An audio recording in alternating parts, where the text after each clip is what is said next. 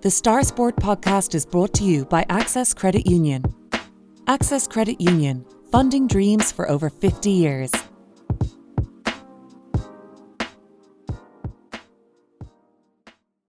Close your eyes and pull like a dog. And a new Irish record for Phil Healy, 22.99.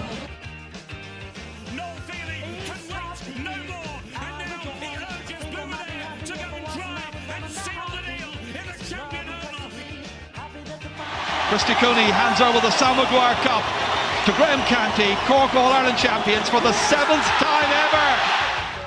So hello and welcome to another episode of the Star Sport podcast. I'm your host Matthew Hurley and I'm joined today, as always, by Star Sport editor Kieran McCarthy. The Star Sport podcast is brought to you in association with our friends at Access Credit Union. Access Credit Union, where your bank really does matter. Choose credit union, choose local, choose community. Now, later on in the show, we will discuss the possible fortunes for the Cork footballers as they open their All-Ireland Senior Football Championship group stage campaign. But first, we'll look at some other main headlines taking the storm in West Cork sport over the last day or so. I suppose no better place to start here than Camogie Congress. We had Sarah Hayes on the podcast last week chat about the skorts-shorts issue. Congress is going to be, as this is recording, on Wednesday the 21st. The Congress is going to take place on Thursday 22nd, so that is tomorrow. Whether they'd want to keep the skirt as a necessity or give the players a choice, that is the main thing out of this. And yeah, I suppose you were away last week, Kieran. Just wanted to get your views on it. Since then, obviously, Cork and Waterford, the Munster final was called off because of the interest of the players, according to a statement by Munster Camogie. It was a bit of a mess. Obviously, the Leinster Camogie final went ahead last weekend, but obviously no photography was taken during the game, in-action shots, nor was there any streams at the request of the players from the Gaelic Players Association. So hopefully this story comes to a halt tomorrow once the Congress motion does pass. That's exactly it. I think everyone's hoping, Matthew, that we'll finally have a resolution to this ongoing shorts-skirts controversy tomorrow.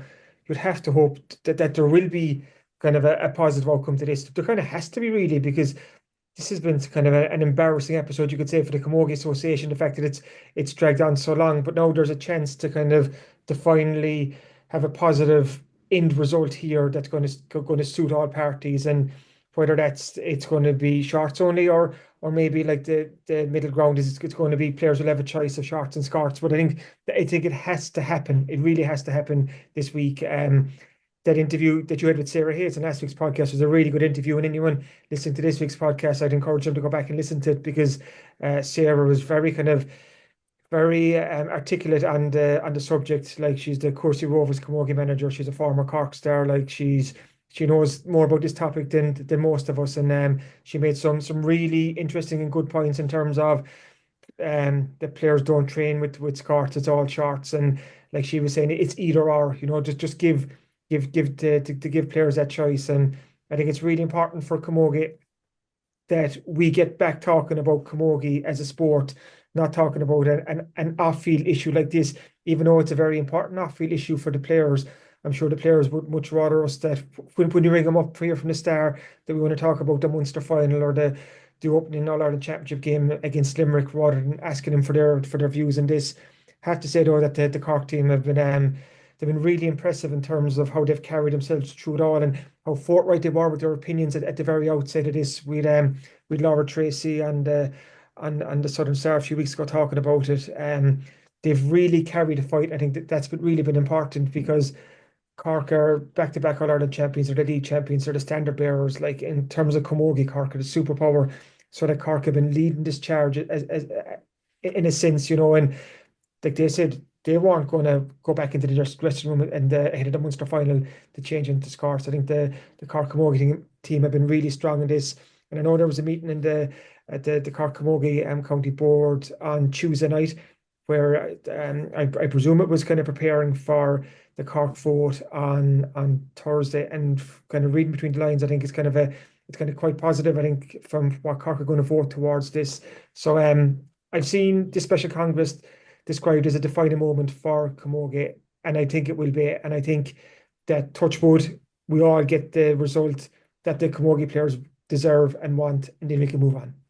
Hopefully so. Hopefully we'll move on, and hopefully it will be a halt to the story, as I mentioned previously. But obviously, as you mentioned when you were giving your opinions there, Cork are due to face Limerick in the All-Ireland Camogie Championship this Saturday in Group 1 at 4 p.m. in Páirc Uí Chaoimh. Well, if it will, hopefully we'll go ahead. Hopefully we will get back onto the pitch and things like that. But you look at the Munster final now, that's still outstanding. The All-Ireland campaign is supposed to start this weekend. Just your opinion on that. When do you think the Munster final is going to take place, if at all? There is kind of a few gap weeks there, I think, in early June, where they might try and squeeze it in. If not, I'm not sure when it's going to be pushed back to. I suppose there is no link between the Munster Camogie Championship and the All-Ireland Series, which is fortunate for the Camogie Association in that sense. It's not like let's say in men's football and men's hurling, where there is kind of a direct correlation between the provincials and the All-Ireland Series. We don't have that in Camogie, so hopefully it'll be slotted in at some point. But maybe it's the All-Ireland Series will just take kind of paramount importance from here on. The hope is that Cork's game against Limerick will go ahead on Saturday in Páirc Uí Chaoimh. Obviously, all depends on what happens at Special Congress. If everything goes according to plan there, we will have this game on Saturday, and you'd have to fancy Cork there. You really would. Like, this has been like I said earlier, this Cork Camogie team are the best in the land right now. Haven't conceded a goal since last summer, which is incredible. Like, what a statistic alone. So if the game does go ahead, you'd fancy Cork to win and to get their All-Ireland title defence off to the best possible start. Exactly. So it hardly recognised that stat with all the controversy going on off the pitch. So yeah, hopefully on the pitch matters, folks, this weekend, and hopefully the Camogie Championship does resume after the motion does pass. Hopefully it does pass on Thursday. Moving to on-field matters in the hurling, Cork will play Waterford this Sunday in Supervalu Páirc Uí Chaoimh at 4 p.m. That game is live on RT2. That is after, obviously, Cork got a bit of a hiding in the Gaelic grounds last Sunday against Limerick, 326-116 in the TUS Gaelic grounds. I suppose, Kieran, it's a bit of a wake-up call, I'd say. I don't think a lot of Cork fans will be angry, if anything, about it, because they've had a brilliant season so far. The players and manager Pat Ryan have offered so much to the players last season. It should be remembered, really. But this was probably the wake-up call that they did need. I've seen some people say that it didn't mean more. Obviously, the game did matter, obviously, but in terms of going out of the championship, it wasn't the be-all and end-all. This weekend is the be-all and end-all against Waterford. If they lose that, they're out of the championship. If they draw, they don't make a Munster final. They have to win to make a Munster final. They have to avoid defeats to stay in the All-Ireland Series. So it is a pressure game this weekend, obviously. But the game against Limerick last weekend, bit of a wake-up call for the team. I think, yeah, it was a kind of a big dose of reality for this Cork team. And I know what you're saying about in terms of, I've heard it said that Cork have lost the game and no consequence, but there is consequence attached to the loss against Limerick, because all of a sudden now Cork are in a do or die situation against Waterford. Like, we could be here next week, Matthew, and Waterford could be Cork on Sunday, and Cork road to the championship. So there is consequence to the game against Limerick last weekend, not only in terms of the immediate Munster Championship and All Ireland kind of aspirations, but also in terms of the kind of the psychological aspect, the kind of the lie of the land, as in the green machine are not gone away. They were awesome. Like, that first half was just brilliant to watch. Like, this Limerick team has been sensational over the last 5 or 6 years, and okay, they didn't win the All Ireland last year, but they looked ever grouped. I think what we'll all be hoping for is that Cork can do the job on Sunday, and we'll have a rematch, another Cork and Limerick clash up in the Gaelic grounds for the Munster final. But for that to even happen, Cork have to get past Waterford on Sunday. But I think it was a reality check in terms of where this Cork team are right now. Cork are All Ireland contenders. They have to be. Kind of, they showed it last year. Got to All Ireland final. They won the league this year. This is a Cork team that's on an upward trajectory. But Limerick are a sensational team. Like, they've been there, they've done it. They know how to win games. They can win tight games. They can crush opposition. They're just full of players who have won the biggest prize multiple times. Like, and you can't buy that experience, and that's where Cork want to get to. So I think Cork will learn a lot of lessons from that. So a lot of hurling to be played, but you'd say advantage Cork right now. And a quick shout out to our digital manager, Tony O'Shaughnessy. He's a Limerick man who has been riding on the crest of a wave in the Southern Star office this week. Anyone around Skibbereen will recognise Tony because he's the fellow wearing the green Limerick peak cap up and down the street, and he even brought a Limerick flag into work on Monday. But I'm sure that flag won't be up there for too long because if Cork, like I said, get back on the horse this Sunday, I think there could be a couple of interesting weeks ahead, both on the pitch but also in the Southern Star office. Exactly. We'll be waiting in the long grass, Kieran. That's the main thing out of all this. And obviously well done to Tony and Limerick for getting over the line last weekend, but more games to come. We'll see what happens later in the summer. But in all seriousness, look, the Waterford game's absolutely huge for this team. And hopefully the lads can get over the line this weekend and progress to either a Munster final or into the All-Ireland preliminary quarterfinals. We'll have to see this weekend. Another team in action this weekend is the Cork Minor footballers. Keith Rickett's side are up against Kerry in Austin Páirc Tralee on Friday at 7:35 p.m. And this is the Cork Minor team that lost by 10 points against Kerry earlier on the Munster campaign. They lost 280 to 2-8, but then beat a Vallon Tipperary team after extra time in Thurles 217 to 20 points. It was a good win, all things considered, for Keith Rickett's side in that game. And they are improving game on game, half on half. They are doing very well, in fairness to them. Kerry are an almighty test, obviously. In schools level, they're excelling. Under 20, obviously, they battered Cork really from pillar to post in the Munster Championship there. For the minors, it's going to be a tough ask to go to Tralee and win, but they're moving okay, aren't they, here in Keith Rickett's team? Yeah, it's kind of like you're dealing under 17s. It's always such a tough one to call. Kind of form fluctuates so much. So I suppose the reality is it's a big ask for this Cork team to go down to Tralee on Friday night to be the Kerry team that put up 2-18 in Cork and only a couple of weeks ago up in Páirc Uí, and then Kerry went and they hammered Clare in the semi-final like 3-16 to 1-6. So this is a Kerry team that's going quite well at the moment. They're scoring freely and they know that they can beat Cork. Whereas on the other hand, Cork tough to the office in that opening game against Kerry, but did regroup to beat Tipperary in Thurles. That was 217 to 20, and I think that was an important moment for Keith Rickett's side because we're dealing with young fellas here, and to get back on the horse so quickly after losing at home to Kerry. I think it tells you a lot about the character and resilience and steel of this young Cork Minor football team. They'll have to show that and some more, obviously, going into the Lions Den on Friday night. But like I said, when you're dealing with minors, you just don't know what's going to happen. Like you were talking to Keith Ricken for this Thursday's Southern Star, Matthew, and he made the point that every game is different. The conditions are different. The game itself, who knows what's going to happen on Friday.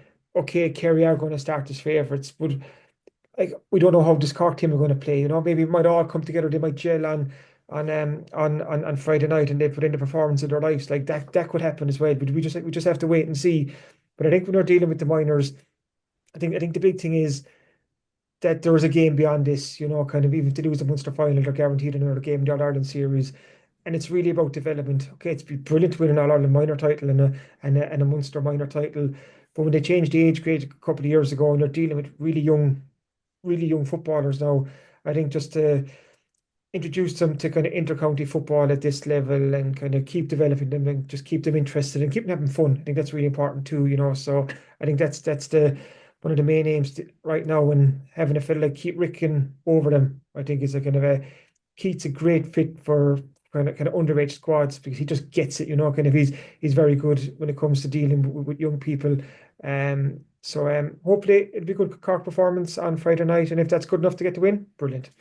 We'll have to see if it is, obviously, and Keith Ricken, no better man to be above an underage team like the Cork Minors, obviously, and hopefully they do get over the line. And as Kieran mentioned, they're in an all-out quarter-final regardless against either Tyrone or Cavan, who face each other in the Ulster final in the minor grade there. So we should keep Ricken and his team all the best of luck on Friday. Moving to soccer, and the West Cork League season has come to an end. Obviously, the Premier Division with Clonakilty Soccer Club winning the double-double. That ended a few weeks ago, but the championship season rolled on for another few weeks, and Baltimore are the championship winners after Loire Rovers drew at the weekend 0-0 against Ardfield. Baltimore are the league champions, and this is a brilliant achievement for Baltimore, Kieran. This is their first trophy in 15 years. This is their first year in the Premier Division since the 2013-14 season. And added to that as well, their main guy, their main talisman in scoring goals, Dan McKeown, was actually injured for almost half the season for Baltimore as well since the start of February. So that was a massive loss for the team as well. But it was a brilliant achievement overall, and Loire Rovers do go up with them. So congratulations to him for getting promoted. But it is Baltimore's time. Brilliant achievement for Baltimore to go up to the Premier Division next year, and to go up as champions makes it all the sweeter as well. Like you mentioned there, Dan McKeown, Dan the man for Baltimore, who's begging in the goals early on in the season. But even looking at the table here, 64 goals Baltimore got in their 20 games. Like, they were the top scorers in the division. They finished with the best goal difference, kind of plus 37. And they've won more games than anyone else. They won 15 out of their 20 games. So I think they really are deserving champions, you know. And it's just like, they knew a couple of weeks ago that they'd won promotion along with Loire, and we were just waiting to see who'd go up as champions. And I think it's the icing on top of the cake, you know, to kind of to put a trophy in the trophy cabinet at the end of a long season. And it's just super for Baltimore to go up to the Premier last year. So it's kind of good times for Baltimore, and also actually for one of their former players, Jack McCarron, again a former Southern Star man here who played at Baltimore years ago, and Jack got 1 or 2 goals for Baltimore. He never stopped talking about him. But Jack only got married himself a few weeks ago. So as well as Baltimore winning promotion, the likes of their former players getting married, moving on to kind of to other things in their life. I think it's been a good season for Baltimore players, past and present. It's been a fantastic season, and congratulations to Jack, and congratulations to Baltimore for winning the league title. This has been a brilliant season for, obviously, as Kieran mentioned, their former players, their current players, and just the whole club overall. So congratulations to all involved. And finally, as well, in rowing, obviously Fintan McCarthy, rowing legend, rowing royalty down here, obviously was a lightweight champion, a gold medalist at the Olympics twice, but now he's making the move up to heavyweight. And Kieran, he is an Olympic legend, obviously. He's proved his worth at lightweight. This is another big challenge for Fintan. Obviously, going from lightweight to heavyweight isn't at all easy at all. So it's going to be a tough kind of gig for Fintan, but no better man to make the challenge better than him. Exactly, yeah. Kind of so Fintan was selected in the Irishman's double for the European Rowing Championships run in Bulgaria. They're starting next Thursday, May 29th, and they run until June 1st. So this is Fintan's first regatta as a heavyweight. So the new adventure has started, like, I suppose, since last summer's Olympics, when Paul O'Donovan and Fintan won gold. We've been talking since then about that transition from lightweight to heavyweight, and the reason being is that lightweight rowing has been dropped from the Olympic schedule. So the only way that Fintan and Paul and lightweights like Eva Casey can get to the next Olympics in Los Angeles in 2028 is in the heavyweight category, which is an open weight category. So that's why Paul and Fintan, they're dipping their toes into the heavyweight water. You know, kind of it's a big step up, because when they were lightweights, is in there was a limit in terms of weight. You know, you couldn't be over 72.5 kgs. You know, kind of there was weight cuts coming into the regatta. They had to watch their weight and so on. Whereas now it's an open weight, so there is no weight restrictions. So the lads are stepping into a world where their competition are taller, stronger, longer levers. You know, kind of it's going to be a big challenge. But Fintan and Paul, their times as lightweights were kind of quite comparable to the heavyweights. So it's going to be really interesting to see how this transition goes. And we get the first look at the Europeans next week. Paul O'Donovan won't be in action at the Europeans, but Fintan is in the Irishman's double along with Conan Pizzazia, who's from Queen's University Belfast Boat Club. So I'm interested to see how they get on. Just an exciting challenge. It's the next chapter in Fintan McCarthy's rowing journey. You know, he's a back-to-back Olympic gold medalist, and now he wants to get to Los Angeles as a heavyweight, and there's no guarantees here, and he knows that. The heavyweight men's pool at Rowing Ireland is quite deep. There's a lot of good rowers there, the likes of kind of Philip Doyle, Gary Lynch. I'm even looking here, Ross Corrigan is going to the Europeans. Ronan Byrne, Adam Murphy, Andrew Sheehan, Trope Hall in there. So there's a really big pool compared to when Paul and Fintan were lightweights for the last couple of years. Fintan's twin brother Jake was the only other lightweight there, so it was kind of Paul and Fintan were the kind of the two kind of first choice for that vote. So, like I said, interesting times ahead. But also to know too, at the Europeans next week, Blake McCarthy will be competing in the Irish lightweight men's single. And also a really interesting one is Aisling Hayes, another skibbereen rower. We talked to in the Southern Star late last year. So she's a West Meath woman who was located down here to West Cork. She moved here in 2023. She moved here to row with Skibbereen Rowing Club. And that was her. That's the one reason that she moved down to West Cork. She has relations down this neck of the woods, and now she's been selected to row for Ireland. She's running the quad next week. Super story, and a really good story. You know, kind of another one to benefit from rowing with Skibbereen Rowing Club. So they'll be in action. Aisling, Jake, and Fintan at European Rowing Championships next week. And then in the coaching side of things, we've Dominic Casey, and now Denise Walsh is involved as well as a coach. So that skip connection to the Irish rowing scene is still very much alive. Exactly so, and we absolutely love to see it, and best of luck to all involved in that as well, and hopefully Fintan can make the transition from lightweight to heavyweight seamless. We'll take a quick break now, and after the break we'll discuss the Cork footballers. The Star Sport podcast is brought to you by Access Credit Union. Access Credit Union, funding dreams for over 50 years.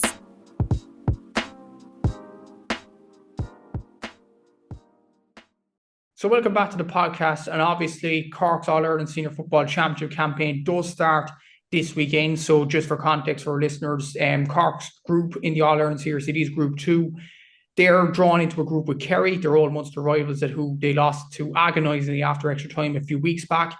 Roscommon, the Connacht team obviously, and Meath, the Leinster finalists, are in Cork's group for the All-Ireland Championship. And look at that group here, and first of all, I kind of have the feeling it could have been better, could have been worse. Like there are some good sides in that, including Roscommon and Meath, but two sides that were in Cork's division in Division 2 in the Alliance League 2. Yeah, like it's kind of it could have been a lot worse when you look at Galway and Dublin's group. You know, kind of imagine being kind of inside there. Like that's the picture perfect kind of group of death. When it comes to the football championship, in terms of this group, like. I think it's a good one for Cork, to be quite honest, because if you look at it, 3 teams out of the 4 qualify. Like kind of, it's just the jeopardy attached to this stage of the championship. I know this is a different conversation, but it's almost not there. Like if you win one game, you almost have 1 foot in the knockout stages, and that's why this game against Meath and Navan on Saturday it's such a big game for Cork, because if Cork can go up to the Navan, go up to Páirc Tailteann, come away with a win, all of a sudden you're looking at kind of not guaranteed a place in the knockout stage, but you're thinking then, okay, Meath have to play Kerry, they have to play Roscommon, so all of a sudden it's looking kind of rosy in the garden for Cork. So I think it's a decent draw. It's probably the best way to put it. I know we're focusing on the game this weekend first, but look at the Saturday after. You know, kind of I think it's 4:45 in Páirc Uí Chaoimh. Kerry are heading back up the road. You know, and we saw it happen a few weeks ago in the Munster semi-final. And this is a Cork team that's moving quite well right now. You know, kind of you have a good piece in Thursday Southern Star match. You were talking to John Cleary, and like you made the point that Cork ran a bit of a winning run before losing to Kerry in the Munster semi-final. But that was an exceptional game that could have gone either way. You know, so I think Cork are making some good noises at the moment. But right now I think the focus will be on. It's going to be on Saturday and trying to get that opening win. But you've seen all the Cork football games this season, Matthew. Kind of what gives you, I suppose, reasons for hope going to Navan on Saturday? Maybe so. I think honestly, the way we win our kickouts when we get confidence in possession, I think that's a key thing. I think our 2-point taking. I actually was on the We Are Meath podcast this week as well with Davy Rispin, a good Meath man, and we were discussing like Cork's threats in it as well. And we were mentioning Brian O'Driscoll, obviously the Cork man who's now going to Carrigaline. And he even mentioned, Davey, that he's been a revelation this year, Brian O'Driscoll. He's been Cork's standout player. He's been absolutely outstanding. Wherever he plays, in the wing-back role, he could play around the middle of the park. He could play it in the half-forward line. And you look at our forwards as well. Like Chris Oak is in brilliant form at the moment with his goal scoring, including the goal that he got against Kerry a few weeks back.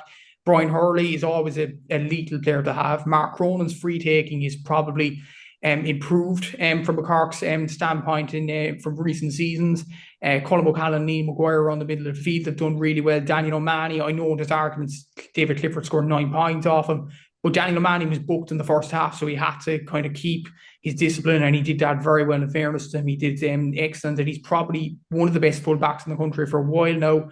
The fact that we beat Meath actually twice in a row, we beat them in the league in 2024 up in Navan, 115 to 111.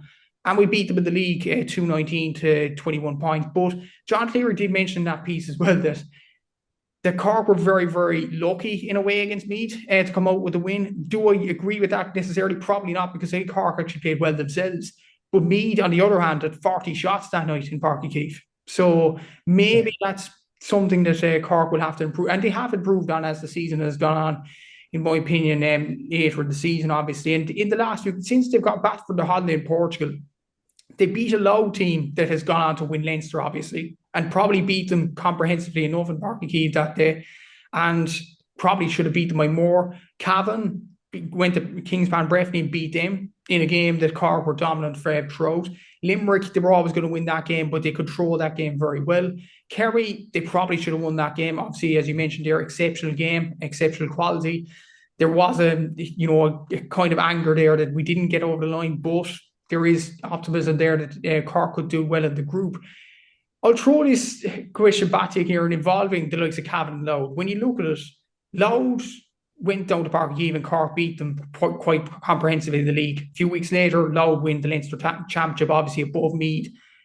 Dublin, obviously after losing to Meath, then go and beat Galway last weekend in a very good performance in Salt Hill. And Cavan, who Cork went up to in the league and beat, have now beaten Mayo and Castlebar in the All-Ireland group stage as well last weekend. So is that an indication, not just from Cork's point of view, but overall, has the championship got closer in terms of the teams? And does that bode well for Cork in the long run? What's answer the first question? Yeah, it definitely has got. We don't have an outstanding team that are way out in front. You know, kind of if you look at that Dublin team over the last couple of years, that were by a stretch the best team in the country. Like, they've obviously come back into the chasing pack, and we've seen that now. The fact that when they obviously lost in the Leinster semi-final, that this isn't a Dublin team of old. Yet then they go and they beat Galway, who people were kind of talking up as kind of, and they are serious All-Ireland contenders. I think it's a really even championship. Even people talking about Kerry are the favourites for the All-Ireland. Kind of, this is a Kerry team that like, they still have a distance to go. They still have a way to go, I think, to kind of prove themselves kind of worthy of winning in All-Ireland. You know, we saw that they came up short last year. It just looks, it's a very even championship, and that could actually play into the kind of teams like Cork, teams like Louth, teams like Cavan, who we're seeing at the moment, who are, like I said, Cork should have beaten Kerry. Louth are Leinster champions. Cavan beat Mayo. Maybe these aren't shocks. Like, if you know, when you have the bunch is tightening up, you know, when any team can beat another team, I think that's good for the game. You know, kind of, that's why I was trying to, but I didn't explain myself kind of great earlier when I was saying, like, it's a decent group for Cork, because, like, kind of, I know, okay, Roscommon came down and hammered Cork in the league, go back a couple of months. But I think when we're talking about a neutral venue in a few weeks' time, and Cork and Roscommon, depending on how the next few games go, like, you're not going to have that distance between the teams again. So it's going to be, I think there's a very interesting few weeks ahead in terms of the championship. And I think it kind of shows where that have Cork closed the gap. I think they've closed the gap in terms of that there isn't that outstanding kind of number one team there anymore at the moment. I still don't think Cork are at the level of a Division 1 team, and that's kind of been borne out over the last couple of seasons.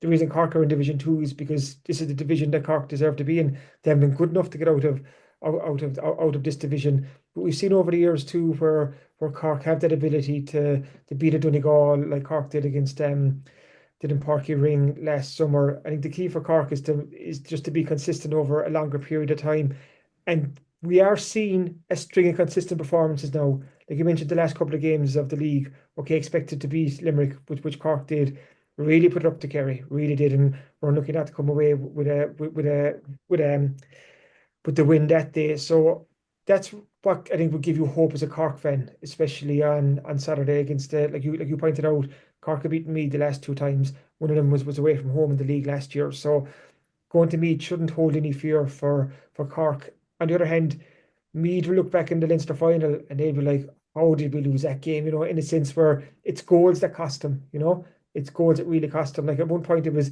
18 points to 3-6. Meath had kicked 18 scores, Louth had kicked 9. But Louth obviously went on to win that game. But even maybe the concession of goals that day by Meath, maybe that gives another Cork hope as well, because like I said, the likes of Chris O'Jones has been red hot. Brian Hurley, okay, not at the level he has been over in past years, still a huge threat. You've the likes of Conor Corbett there now in the background, kind of Cathal O'Mahony and stuff. You've options there, So I think it's kind of it's not saying it's set up nicely for Cork on Saturday, but there's a lot of factors that would kind of lean you towards that Cork can go to Navan and can get a win on Saturday. You look at the game in Navan, obviously, at the weekend. This is on at 3 p.m. in Páirc Tailteann in Navan, obviously, on Saturday. Like the point, Davey did mention a good point as well, that around the times the Cork did go up to Navan and beat Meath football was kind of in a low ebb. But now, even after the Leinster final, like I wouldn't be surprised if Páirc Tailteann is packed, to be honest with you, on Saturday, because the vibe around Meath football is better at this present moment in time. But what do you expect to go to this game, Kieran? Like it's a difficult game kind of to judge. Both sides, weirdly enough, are going in with a lot of confidence. I know Meath lost agonising to Louth. I know Cork lost agonising to Kerry. But both sides have the feeling that they are going into the championship as maybe underdogs compared to the bigger opposition. Is that a fair assessment? And is it a fair assessment to say both sides are going with a bit of confidence going into this? I think it will be, because like we were saying, like kind of the Cork performance against Kerry was quite encouraging. Meath will be kind of, I suppose, devastated is too strong a word, but they'll be really disappointed they've lost the Leinster final to Louth, because there was a great opportunity to get some silverware there and just in this Dublin dominance, and it's Louth now, first time in 68 years that they're Leinster senior football champions. So Meath will feel that they missed the boat in that. But in terms of what to expect on Saturday, I think both teams will target it, especially when you consider that Cork have Kerry the week after, Meath of Roscommon, and both teams have to play Kerry and Roscommon in the weeks ahead. So what I was saying earlier about the lack of jeopardy and that one win can almost get you through to the knockout stages, both Meath and Cork will target this game as the one that they can win to get points on the board in the first round and to ease the pressure on the games to come. So there's a lot at stake here. There really is for both counties. From a Cork point of view, if John Cleary's side are coming down the road on Saturday night, having lost a game, knowing that Kerry are next up in Páirc Uí Chaoimh, a Kerry team that hammered, you could say, Roscommon kind of the last weekend, like that's not a position that Cork want to be in. So I think there's an expectation from both sides that they can win the game. There's also pressure on both teams to win the game. Whoever can cope better with that. Okay, Meath have home advantage. Obviously, that's a kind of a tick for those. But on the other hand, Cork have proven that they can go away from home and win. One away to Cavan, one away against Meath last year. So this Cork team can win on the road as well. So I'm expecting. I think it could be quite. I don't think there'll be too much in between the teams. I think it'll be a tight game. But I do think Cork have the scores in them, to get over the line here. You mentioned the likes of Brian O'Driscoll and his 2-pointers, kind of these just another just brilliant weapon to have in the Cork arsenal and stuff. So I'd be quietly confident that Cork can get the job done on Saturday. And I'd probably think leave with the Cork as well, maybe even a draw. It is a very, very tight game to call. It is a difficult one. I'll probably nail it to Cork just about, but it is going to be very difficult. But just one final point on this, Kieran. Where do you realistically see this Cork team finishing in the group? Like, a lot of people are saying second, third, possibly fourth if things go awry, obviously. But is there a possibility, considering how close Cork did push Kerry a few weeks ago, that they top this group? Yes, yeah, I think it's a tough one in a sense, Matthew, because we need to see what Cork team turn up in Navan on Saturday. Like if Cork can get the win on this weekend and set them up for a crack against Kerry the week after, like who knows what's going to happen? Like you could easily have a situation where Cork have 4 points after 2 games and the Rebels are just pouring, going into that last game against Roscommon. The opposite could be true too, where the result doesn't go Cork's way on Saturday, and next thing you're trying to pick yourself up for a must-win game against Kerry, who know that it will get them through to the next round. So we could have a situation where Cork could have 4 points after 2 games, or could have no points after 2 games. That's the beauty of this championship. Where do I think Cork will finish in this group? I think it could be second or third. I really do. I think Kerry are the class act in this group, and you would expect them to top it. But then, like I'm hoping that Cork get the win on Saturday, and then that sets Cork up for a final round game against Roscommon to decide who comes second. That's how I can see this play out. But we could be here next week, Matthew. Like I could have egg in my face after the Cork footballers lose. So it's kind of hard to say right now. I think we need to see what Cork team turns up on Saturday, and if it's the Cork team that we saw against Kerry, I think they'll have a good chance of getting the win that they need, and get that win that they need. All of a sudden, there's a bit of momentum there, a bit of a pep in the step, and they can go into that Kerry game with the tails up and a bit of confidence. And not saying it'll be a free crack off Kerry then, but you have that safety net of, okay, there's 2 points on the board here, kind of, we don't have to risk it all. But if we get a win here, we're flying. If we lose, not the end of the world, we have another game after that. We shall see how this all plays out. It should be very interesting in this All-Ireland group phase, but obviously wishing John Cleary and the players the best of luck this weekend in Navan and for the group campaign indeed. We'll take a quick break now, and after the break, we'll look at what's in this week's paper. The Star Sport podcast is brought to you by Access Credit Union. Access Credit Union, funding dreams for over 50 years.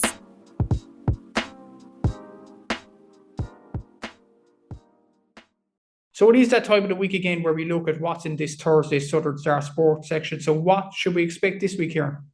Yeah, absolutely stacked Southern Star Sport on the way this Thursday. So obviously an interview with John Cleary ahead of the big game against Meath. We have a big interview with Fintan McCarthy. Obviously, we talked about it earlier about his transition into heavyweight, but there's loads of stuff besides that. We have a 2-bit special on the Dr. Hurley Cup that was held in Clonakilty last week. It's a West Cork schools competition for first years, and it's been really popular over the last couple of years. And Hamilton High School band and reigned supreme last week, so it's well worth checking out. 2-page special there.